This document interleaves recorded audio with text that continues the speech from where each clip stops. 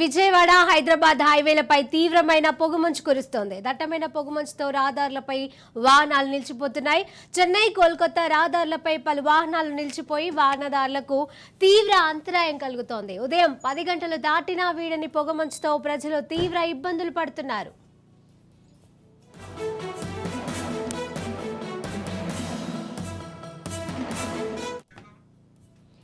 హైదరాబాద్ లో ఉదయం 11 గంటలు కావస్తున్నా కూడా పలు ప్రాంతాల్లో మంచుతో కప్పుకుపోయాయి.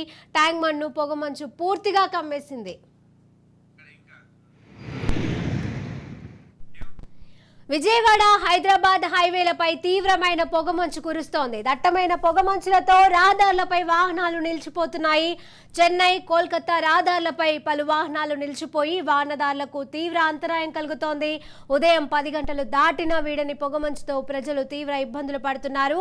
హైదరాబాద్లో ఉదయం 11 గంటలు కావస్తున్నా కూడా పలు ప్రాంతాల్లో మంచుతో కప్పుకుపోయి ట్యాంక్ బండ్ను పొగమంచు పూర్తిగా కమ్మేసింది.